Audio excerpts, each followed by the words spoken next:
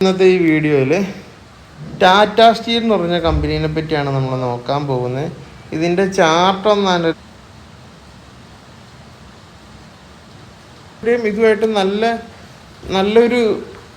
നല്ലൊരു സ്പേസ് ഉണ്ട്. കണ്ടോ, ഇത്രയും ഗ്യാപ്പുണ്ട് അവിടെ പച്ച വരയായിട്ട്.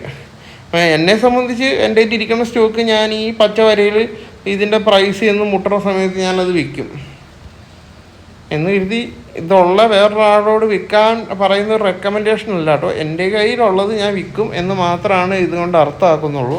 അപ്പോൾ ഇത്രയും നേരം കണ്ടത് ടാറ്റ സ്റ്റീൽ എന്ന് പറഞ്ഞ കമ്പനീനെ പറ്റി ഞാൻ എൻ്റെ യൂട്യൂബ് ചാനലിൽ ഇട്ട ഒരു വീഡിയോയാണ്. അത് ഏകദേശം കുറച്ച് മാസം മുമ്പിട്ട വീഡിയോയാണ്.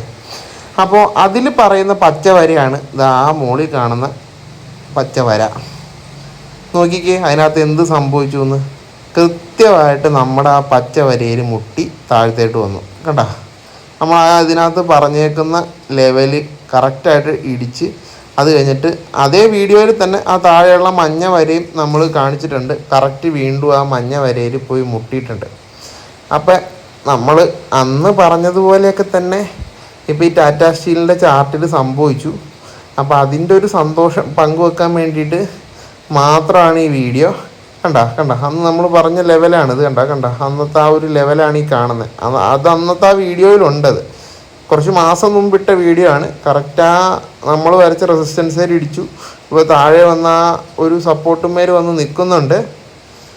അപ്പോൾ ഏകദേശമൊക്കെ കൃത്യമായിട്ട് കിട്ടി. അതിൻ്റെ ഒരു സന്തോഷം അറിയിക്കുകയാണ്. അപ്പോൾ താങ്ക്സ് ഫോർ വാച്ചിങ്.